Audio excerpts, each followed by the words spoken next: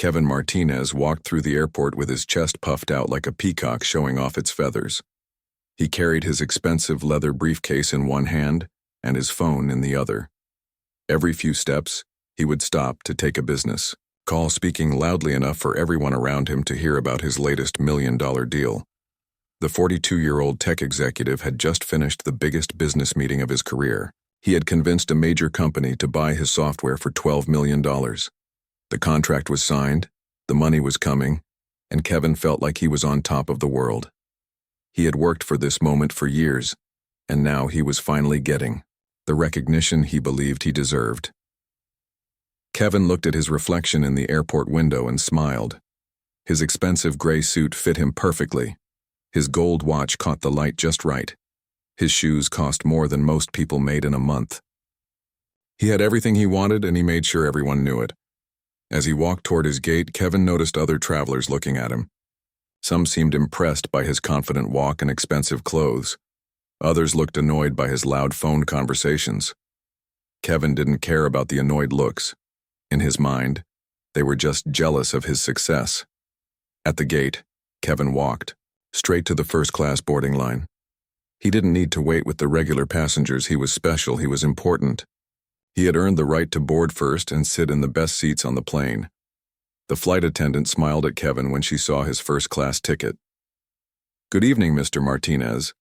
Welcome aboard. Your seat is 3A on the left side." Kevin nodded, without really looking at her. He was too busy checking his phone for more business emails. Even though his big deal was done, he had other deals in the works. Money never slept, and neither did Kevin Martinez. He found his seat and immediately began to arrange his things. His briefcase went in the overhead bin. His phone went on the small table next to his seat. His expensive pen went in his shirt pocket where everyone could see the gold clip. Everything had to be perfect, just like his life. As Kevin settled into his leather seat, he looked around the first-class cabin. There were only 12 seats, and most of them were filled with people who looked successful like him. Business suits, expensive watches, and confident faces. These were his people. These were the winners. But then Kevin noticed something that bothered him. Across the aisle, in seat 3B, sat an old man who looked completely out of place. The man appeared to be in his 80s with gray hair and lines on his face that told stories of many years. He wore a simple flannel shirt that looked like it came from a regular store, not a fancy shop. His jeans were clean but worn, like he had owned them for years. Kevin stared at the old man and felt annoyed. How did someone like that get a first-class ticket? Kevin had worked hard for his success. He had earned his place among the important people. But this old man looked like he should be sitting in the back of the plane with the regular folks. The old man was quiet and polite. When the flight attendant offered him a drink, he said, "Thank you," in a soft voice. When she brought him a small bag of nuts, he smiled and nodded. He seemed grateful for the simple kindness, which made Kevin even more annoyed. Kevin believed that successful people didn't need to say thank you for things they paid for. They deserved good service. They earned respect. But this old man acted like the flight attendant was doing him a special favor just by doing her job. The flight was supposed to take off at 7 in the evening. It was now 7:15, and they were still sitting at the gate. Kevin looked at his expensive watch and sighed loudly. He had important things to do when he got to New York. He couldn't waste time sitting on a plane that wasn't moving. "Excuse me," Kevin called to the flight attendant. His voice was loud enough for other passengers to hear. "What's the delay? Some of us have important meetings tomorrow." The flight attendant smiled politely. "I'm sorry, sir. We're waiting for clearance from air traffic control. We should be moving in just a few minutes." Kevin rolled his eyes. "I paid good money for this ticket. The least you can do is leave on time." Other passengers looked at Kevin with different expressions. Some nodded in agreement. Others seemed embarrassed by his rude behavior. The old man across the aisle didn't look at Kevin at all. He just continued reading a book about movies and filmmaking. Kevin noticed the book and felt even more annoyed. What did an old man in flannel and jeans know about making movies? Kevin had met real movie producers. They wore expensive suits and drove fancy cars. They didn't dress like farmers or cowboys. The old man turned a page in his book. and Kevin saw that he was reading about directing techniques. Kevin almost laughed out loud. The idea of this simple old man trying to understand the complicated world of Hollywood seemed ridiculous. Kevin pulled out his phone and started typing an email to his business partner. "Stuck on plane next to some old cowboy reading about movies," he wrote. "First class isn't what it used to be. Anyone can buy a ticket these days." As Kevin typed, he noticed that the old man had very steady hands despite his age. The man held his book carefully and turned the pages with respect, like the book was something valuable. There was something calm about the way the old man read, something peaceful that Kevin didn't understand. Kevin had never been calm or peaceful. He was always moving, always working, always trying to get ahead. He measured his worth by how much money he made and how many people respected his success. The idea of sitting quietly and reading a book seemed like a waste of time. Finally, the plane started to move away from the gate. Kevin looked at his watch again and shook his head. They were 25 minutes late. In Kevin's world, being late meant losing money, and losing money was the worst thing that could happen. As the plane prepared for takeoff, Kevin looked around the cabin one more time. Everyone seemed to belong in first class except for the old man with the movie book. Kevin decided that as soon as they were in the air, he would find out how someone like that got such an expensive seat. Kevin Martinez had no idea that he was about to learn the most important lesson of his life. The plane had been in the air for 30 minutes when Kevin Martinez decided he had waited long enough. He had been watching the old man across the aisle, and his annoyance had grown into something much stronger. The man was still reading his book about movies, turning pages slowly and carefully. Every now and then he would nod slightly as if he understood something important. Kevin had already finished 2 glasses of expensive whiskey. The alcohol made him feel even more confident than usual. It also made him less careful about what he said and how he said it.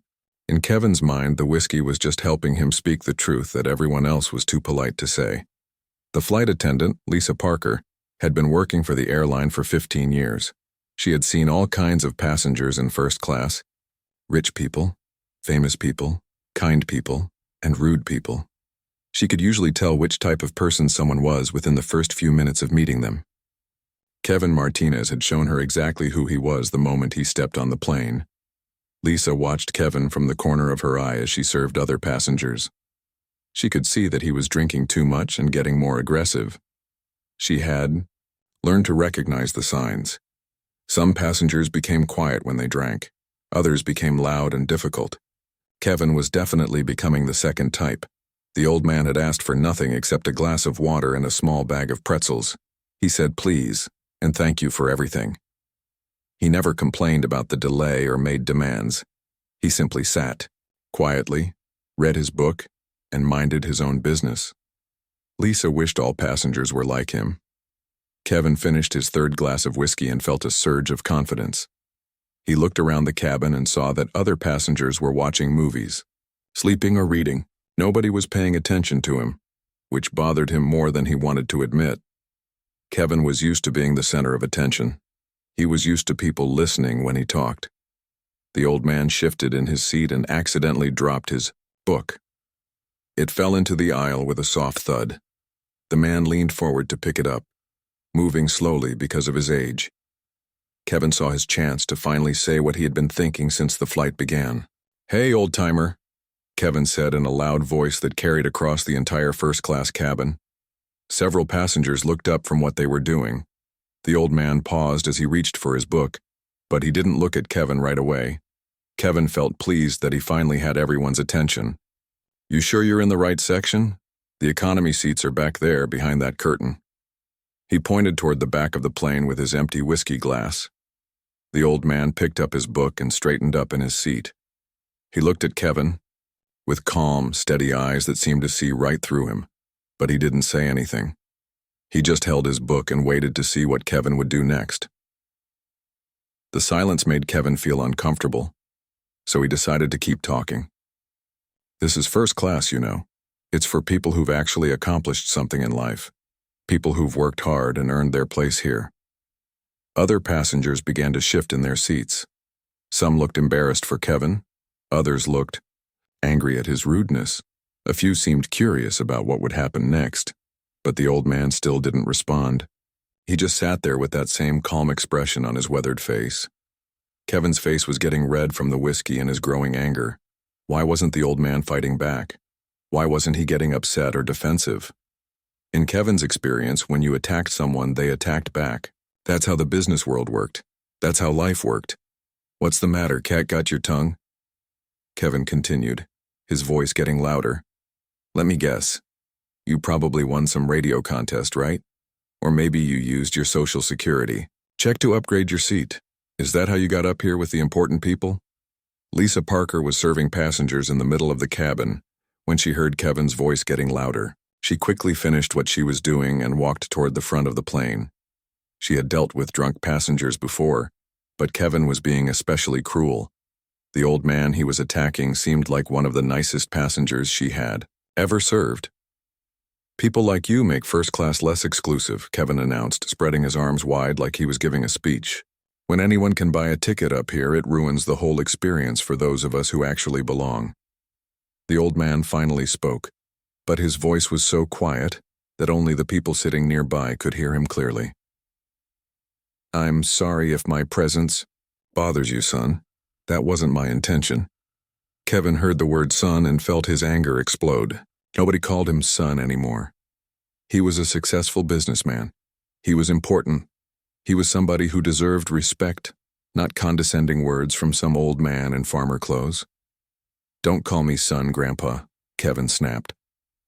I'm probably more successful than you've ever dreamed of being. I just closed a $12 million deal yesterday. How much money did you make this year? A few $100s from your pension? Lisa Parker reached Kevin's row and put on her most professional smile. Excuse me, Mr. Martinez, is everything all right here? Can I get you anything? Kevin waved her away with his empty glass. Everything's fine. I'm just having a conversation with our friend here about appropriate seating arrangements. Sir, I think you've had enough to drink for now, Lisa said gently. Why don't I bring you some coffee instead? I'll decide when I've had enough, Kevin replied rudely. And I'm not done talking to the old man here. The old man looked at Lisa and gave her a small, kind smile. It's all right, miss.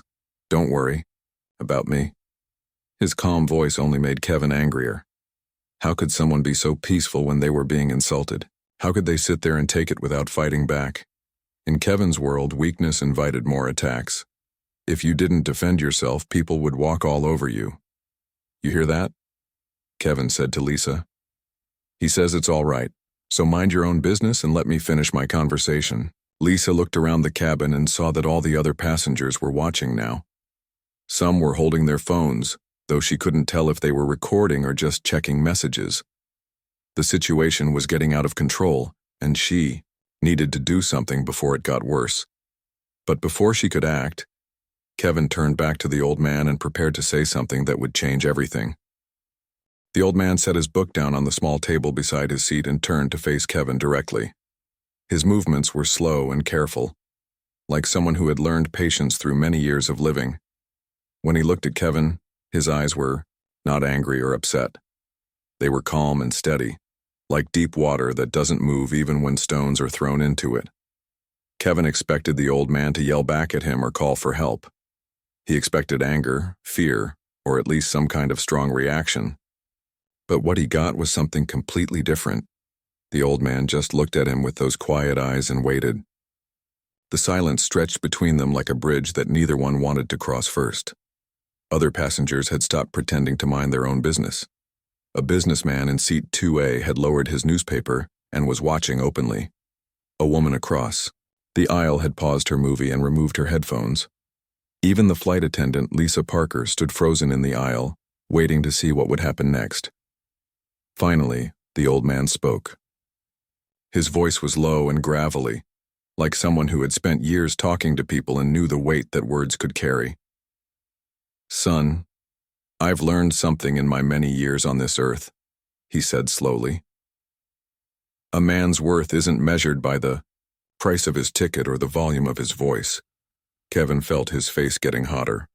There was that word son again. But something about the way the old man said it was different this time. It wasn't mean or condescending. It was almost gentle, like a father talking to a child who had made a mistake. The old man continued, never raising his voice or changing his calm expression. It's measured by how he treats others, especially when he thinks nobody important is watching. Kevin looked around the cabin and realized that everyone was watching. Important people were seeing him attack an old man who had done nothing wrong. But instead of feeling ashamed, Kevin felt embarrassed that these people might think he was weak if he didn't fight back harder. "Oh, we got ourselves a philosopher cowboy here," Kevin said with a harsh laugh. "What's next? Are you going to tell me about the good old days when people had respect?" He made his voice sound mocking and cruel. "Save the fortune cookie wisdom for someone who cares, Grandpa." The old man didn't react to the insult. He just nodded slightly like he understood something that Kevin didn't. Then he picked up his book and opened it to the page he had been reading. His hands were steady and calm, as if nothing had happened. Kevin felt confused and angry. Why wasn't the old man getting upset? Why wasn't he defending himself or fighting back? In Kevin's world, when someone attacked you, you attacked them back twice as hard. That's how you won. That's how you showed people you were strong. "Some of us are actually important," Kevin continued, his voice getting louder again. "Some of us have real jobs and real responsibilities. We don't have time to sit around reading books and pretending to be wise."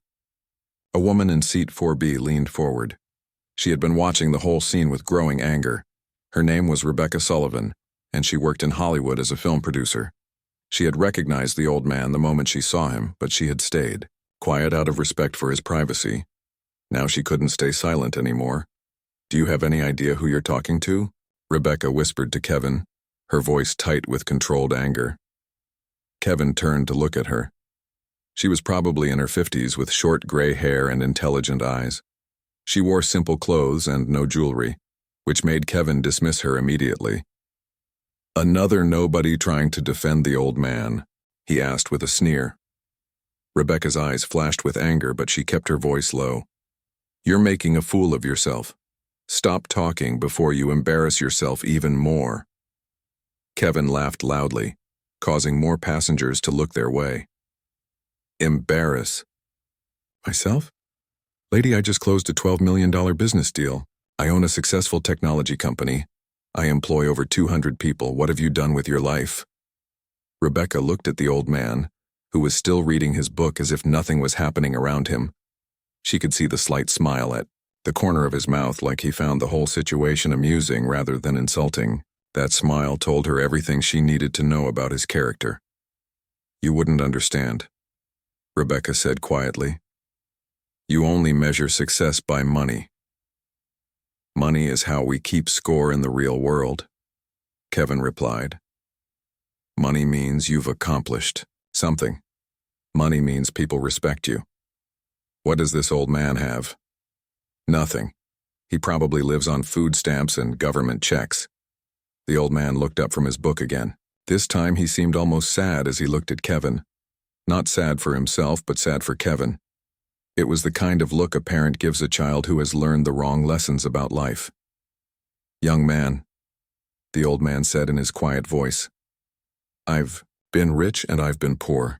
I've been famous and I've been forgotten. I've learned that none of those things matter as much as how you treat the people around you." Kevin felt something strange when he heard those words. For just a moment, he wondered if the old man might be right. But the whiskey in his system and his pride pushed that thought away quickly. "Famous?" Kevin said with another cruel laugh. "You? What were you famous for?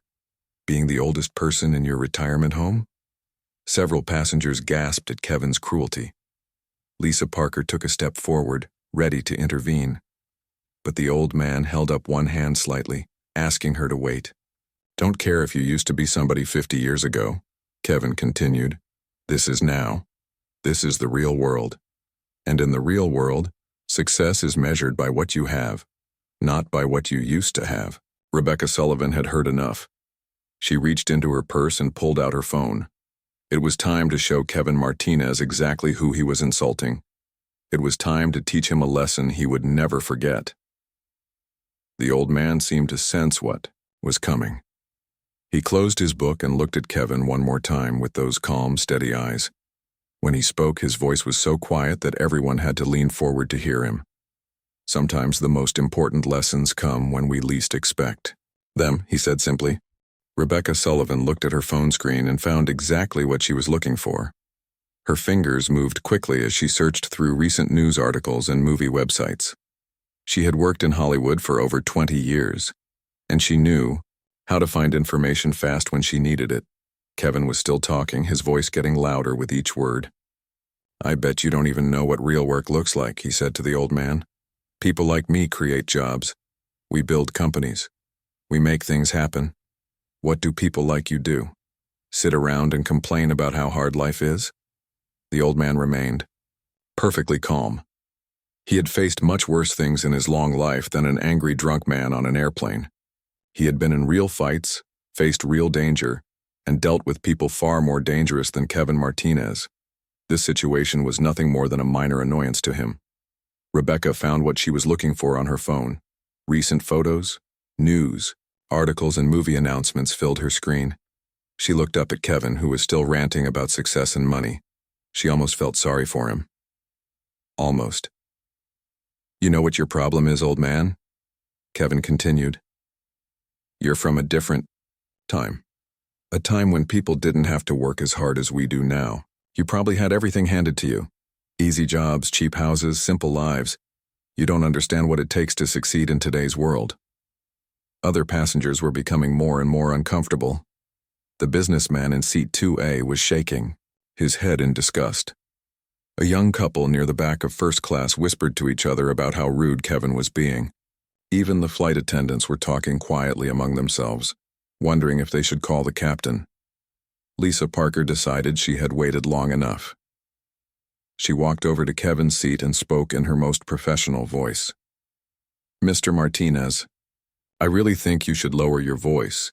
You're disturbing other passengers." Kevin turned to her with red, angry eyes. "I'm disturbing them? This old man is the one who doesn't belong here. I'm just pointing out the obvious." "Sir, every passenger in first class has paid for their seat, just like you have," Lisa said firmly. "Everyone deserves to be treated with respect." "Respect is earned," Kevin shot back. "And what has he done to earn it? Nothing. He's just some old guy who got lucky with a cheap upgrade." Rebecca Sullivan had heard enough. She stood up from her seat and turned to face Kevin directly. Her voice was clear and strong, and everyone in first class could hear every word she said. "That old guy is Clint Eastwood," she announced. The words hit the cabin like lightning. Several passengers gasped out loud. Others immediately pulled out their phones to look up photos. The businessman in seat 2A dropped his newspaper completely. Even Lisa Parker's eyes went wide with surprise and recognition. Kevin's face went from red to white in seconds.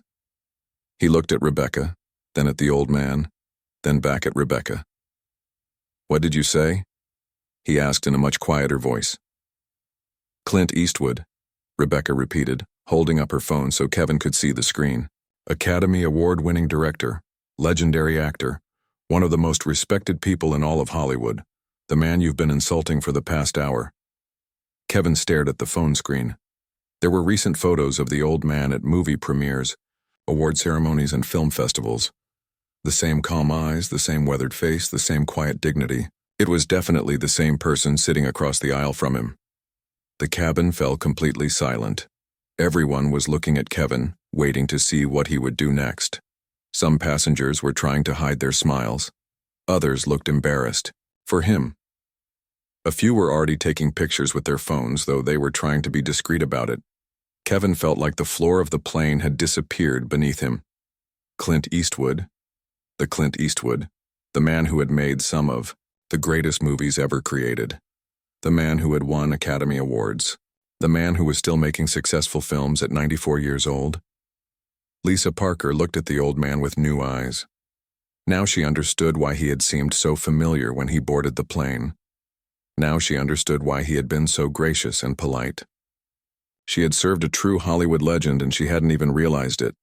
"Mr. Eastwood," she said softly, "I'm so sorry about this situation.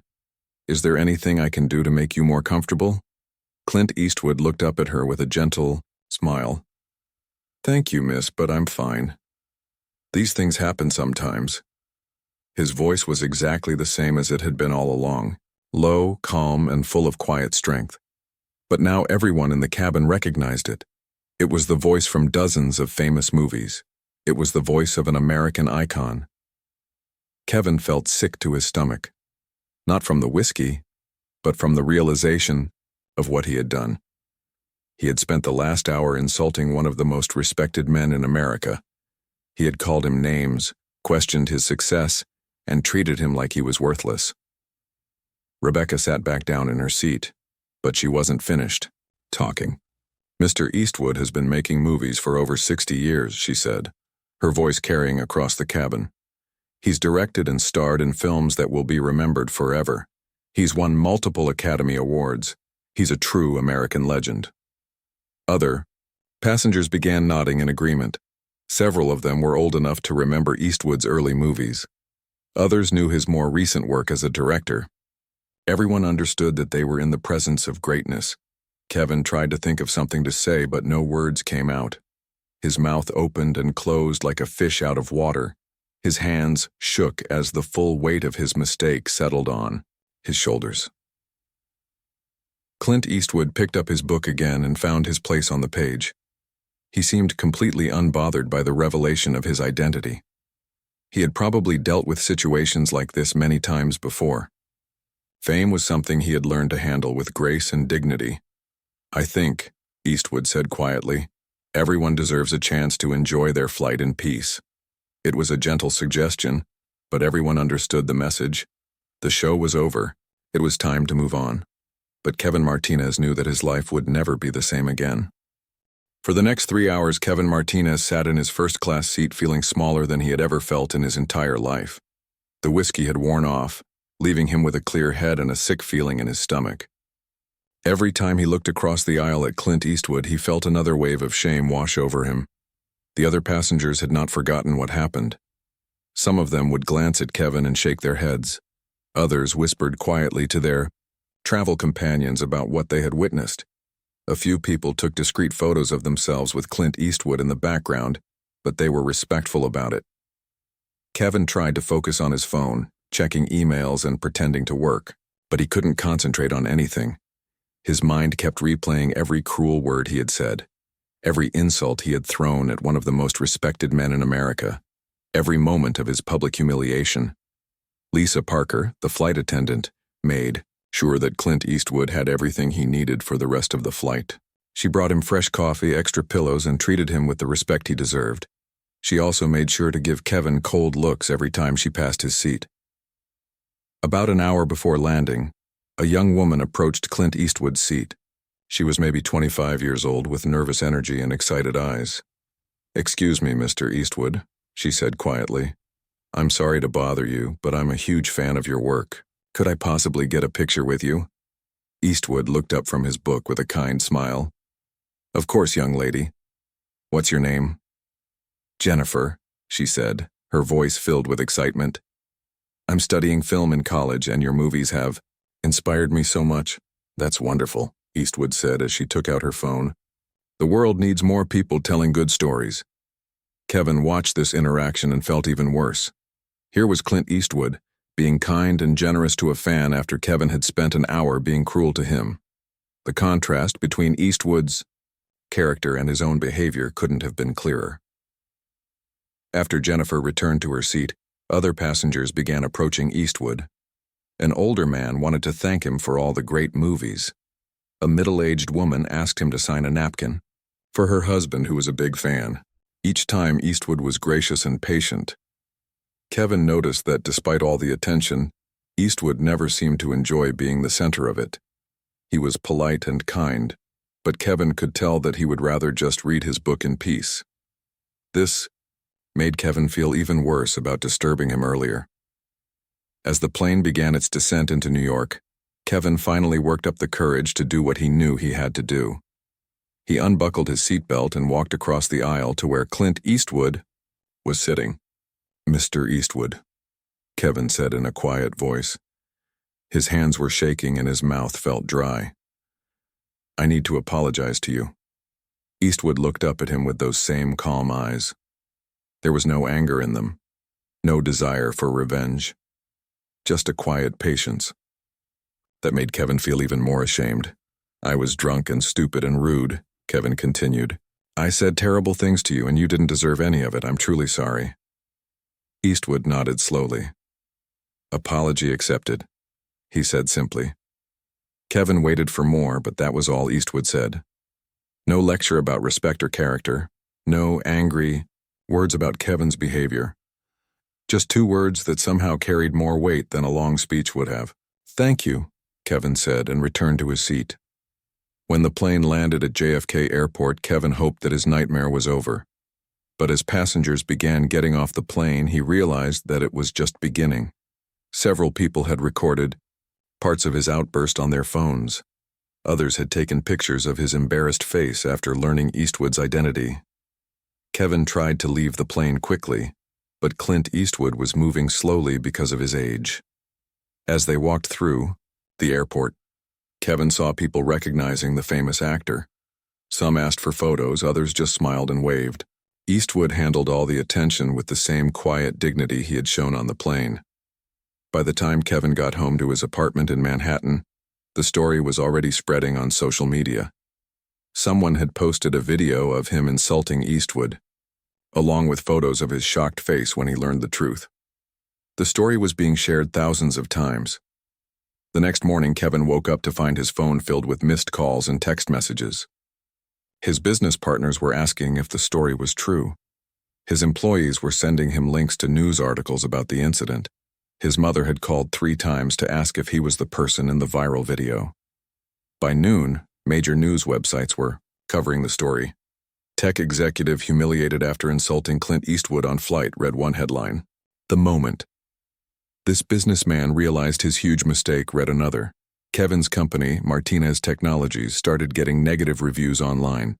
Potential customers were canceling meetings. His biggest client called to express concern about being associated with someone who would treat an elderly person so badly. Kevin realized that his $12 million deal might not matter if his reputation was destroyed. He had spent years building his business, and 1 hour of bad behavior might ruin everything. That evening, Kevin sat in his expensive apartment and thought about what had happened. He had always believed that success was about money and power. He had thought that being wealthy meant he was better than other people. But Clint Eastwood had shown him something different. Eastwood had more money, more fame, and more success than Kevin could ever dream of having. But he had also shown more class, more dignity, and more character in 1 hour than Kevin had shown in years. Kevin wrote a public apology and posted it online. He admitted his mistakes and promised to do better. Some people forgave him, but others didn't. He learned that respect, once lost, is very hard to get back. The incident changed Kevin's life forever. He became more humble, more respectful, and more aware of how his actions affected others.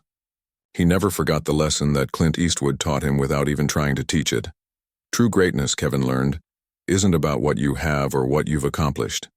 It's about how you treat other people, especially when no one important is watching. But everyone is important and someone is always watching.